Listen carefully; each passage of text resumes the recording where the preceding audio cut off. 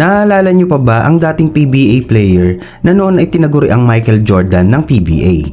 At sa ngayon, siya ay tinuturing na isa sa Philippine basketball legend of all time. Kilalang kilala niyo ito dahil sa tawag na Mr. Excitement. At talaga namang nakaka-excite ang kanyang paglalaro sa hardcourt. At sino ba naman ang hindi kikilabutan pagka napanood ang kanyang mala-matrix na tira, gaya ng high leaping at slam dunk na tila lumilipad sa ere? Syempre, yan ay walang iba kundi si Bong Alvarez. Kaya sa video na ito ay atin siyang kikilalanin. Ikukwento ko din sa inyo ang ilan sa mga tumatak at naging legasiya ni Alvarez sa PBA. Subalit bakit naging malungkot at magulo ang kanyang buhay matapos ang kanyang karera sa basketball? Dahil alam nyo ba na naging kabi-kabila ang kanyang mga naging kontrobersya at mga kinasangkutang kaso dahil sa paggamit ng ipinagbabawal na gamot. Kaya naman tatalakayin natin kung ano na ang nangyari sa kanya. Pero bago tayo magsimula ay hinihiling kong mag-subscribe ka na. Pindutin mo na rin ang notification bell upang updated ka sa mga video na gaya nito. Si Bong Alvarez o sa tunay na buhay ay si Paul Veleno Alvarez ay pinanganak noong 15 ng Hunyo taong 1968. Siya ay tubong Maynila. Si Alvarez ay nag-aral ng high school sa University of Manila at dito ay naging star player siya ng kanilang kupunan na Hawklets. Maraming universidad ang nagnais na makuha siya para sa kanilang varsity team dahil talagang nakitaan ito ng malaking potensyal. Isa na din dyan ang liksi at taas nitong tumalon. Taong 1985 ay nang mag-aral si Paul Alvarez sa San Sebastian College at naging varsity player siya ng San Sebastian team. Nagpamalas ito ng galing sa kanilang mga nilahokang liga at dahil sa tulong ni Alvarez ay nakuha nila ang una at pangalawa nilang kampyonato sa NCAA. At dahil sa kanyang gilas ay madalas din siyang naiimbitahan ng national team noong 1987 para maglaro sa International League. Isa na nga dito ay ang lumaban sila sa ABC Youth Championship. Lumaro din si Alvarez para sa kupunan ng Magnolia sa PABL. Taong 1988 ay nakuha nila ang titulo pero sa kalaunan ay natalo naman sila ng Letran Knights. 1989 naman ay nang pasukin ni Paul Alvarez ang PBA at kinuha siya ng team ng Alaska bilang kanilang 3rd overall pick. At sa unang pagpasok pa lang niya sa professional league ay mabilis itong nakilala at humakot ng maraming tagahanga dahil sa kanyang mga slam dunk at mga high-flying moves. Dahil dito ay tinawag siyang Mr. Excitement dahil talagang nakaka-excite ang kanyang bawat laro. Isa pa ay talaga namang nakakamangha na para kang nanunood ng pelikula. At kung isa ka sa sumusubaybay sa kanya, aabangan at aabangan mo ang mga gagawin niya sa kanilang mga laban. Noong mga panahon na yun, ay mas nakawilihan na ng kanyang mga tagahanga na tawagin siyang Bong Alvarez. At sa kalaunan ay pinasok niya rin ang mundo ng pag-aartista dahil nakasama ito sa pelikulang Last 2 Minutes. At sa sumunod na taon, noong April 26, 1990, ay nagtala si Alvarez ng bagong record dahil gumawa ito ng 71 points sa loob lamang ng isang laro sa laban nila ng kupunan ng Shell. At sa kaparehong taon ay napabilang ito sa mythical first team. Subalit nagkaroon naman siya ng pinsala na naging dahilan kaya hindi ito nakapaglaro sa dalawang conference upang magpagaling. Dahil dito ay bahagyang bumaba ang antas ng kanyang paglalaro. At sa pagbabalik ni Bong noong 1991 ay nakuha nila ang kampyonato sa laban nila ng Alaska versus Ginebra. Pero noong PBA 1993 season ay na-dispute ang kontrata ni Alvarez sa Alaska.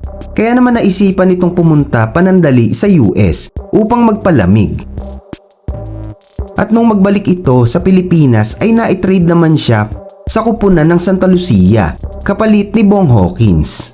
Dito ay nagbalik ang sigla ng kanyang karera at nabigyan siya ng parangal bilang Comeback Player of the Year. Taong 1994 ay nang lumabas naman siya sa pelikulang Darna, Ang Pagbabalik, at gumanap siya bilang si Magnum. Nasundan pa yan ng pelikulang Mega Mall at gumanap naman siya bilang si Brando Cortez. Subalit sa sumunod na naging laro niya ay kapansin-pansin na malaki na ang hinina nito dahil na din sa mga injuries na natatamo. Isa na rin itong dahilan kaya unti-unting kumupas ang kanyang karera sa PBA. At noong mga panahon na yon ay nauuso na din ang teamwork play. Pero nahirapan namang mag-adjust si Alvarez dahil sa kanyang estilo na one-on-one na laro. Tinawag din si Bong Alvarez bilang The Journeyman dahil mula Santa Lucia ay nagpalipat-lipat na ito ng nasasamahang team. Na-trade siya sa kupunan ng Shell noong 1994. Pagkatapos noon ay nalipat siya sa San Miguel Beermen at tumagal siya dito ng ilang taon hanggang sa nalipat siya sa kupunan ng Ginebra. Pero laking gulat naman ng maraming tagahanga dahil sa biglaan niyang paglisan sa PBA at lumipat naman siya sa NBA. At pagkalipas lamang ng ilang taon noong 2002 ay muli itong nagbalik sa Philippine Basketball Association at lumaro sa kupunan ng PEDEX. Subalit kapansin-pansin na malaki na ang pinagbago at hinina ng kanyang paglalaro hanggang sa na-trade ito sa team ng Talk and Text. Noong 2003 naman ay lumaro siya para sa kupunan ng Red Bull hanggang 2005 pero sa kalaunan ay tuluyan na itong nagretiro sa basketball. Pero ano na nga ba ang nangyari kay Bong Alvarez matapos niyang iwanan ang hardcourt? Noong 2007 ay inaresto siya ng mga pulisya dahil sa pambubugbog sa isang taxi driver. Ayon sa salaysay ng driver ay napakainit daw ng ulo ni Bong. Pero kaya naman pala ay may mas nauna pa pala itong nakaaway sa pinuntahang bar na naging sanhi ng pag-init ng kanyang ulo.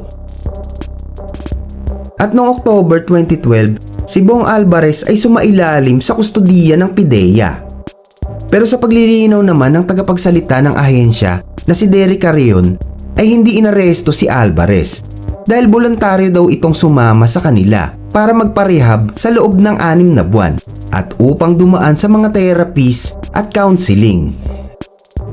Noong 2017 ay sunod-sunod naman itong inaresto dahil sa nakaaway sa nakainuman sa Quezon City. Pagkatapos nito ay inaresto muli siya dahil sa di umano ay pananakit niya sa kanyang nobya. Ayon din sa kanyang naging asawa, maski siya ay sinasaktan din ito. Isa nga sa nakikita nilang dahilan ay ang pagkalulong nito sa droga. Di nagtagal ay napabalita na namang inaresto si Alvarez dahil naaktuhan itong gumagamit ng ipinagbabawal na gamot. Ayon sa kanya ay sinundo siya ng kanyang mga kaibigan na taga Valenzuela at pinangakuan siya na pauutangin ng pera na gagamitin sanang pamasahe sa pagpunta sa Baguio para sa aatinan niyang hearing. Ngunit bago siya pahiramin ay niyaya muna siya ng mga ito na gumamit.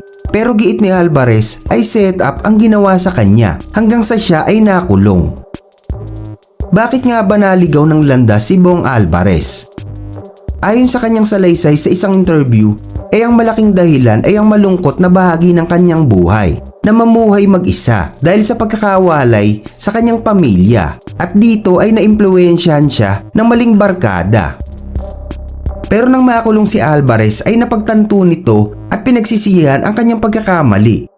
Naisip niya ang kanyang mga pinakawalang opportunities, lalo na ang pagkukulang sa kanyang pamilya. Kaya nung siya ay makalaya, pinilit nitong magbago. Tinanggap niya ang Panginoon sa kanyang buhay. At sa tulong ng Diyos ay unti-unti na muling nagkaroon ng direksyon ang kanyang buhay. Ayon sa kanyang patotoo ay dumating na sa punto na tinalikuran na siya ng lahat. Pero tanging Diyos lamang ang kanyang nasandalan. Muling bumangon si Bong Alvarez mula sa kanyang pagkakadapa. Inayos niya ang kanyang buhay. At naging maayos din ang relasyon nila ng kanyang pamilya. Muli itong humawak ng bola sa mga liga sa iba't ibang lugar. Nakikita din na lumalaro na siya para sa PBA Legends Foundation Games. Sa ngayon ay ibang-iba na si Bong Alvarez. Ang dating wild ay isa ng makadiyos. At pinasok na rin niya ang mundo ng politika upang makapaglingkod sa mga mamamayan. At ibinabahagi na din nito ang kanyang mga nalalaman sa paglalaro para sa mga batang nais matuto ng basketball. Paalala lamang po na ang ating talakayan na ito ay isang brief history lamang at base lamang po sa aming nakalap sa social media platform. Maraming salamat po sa inyong panunood.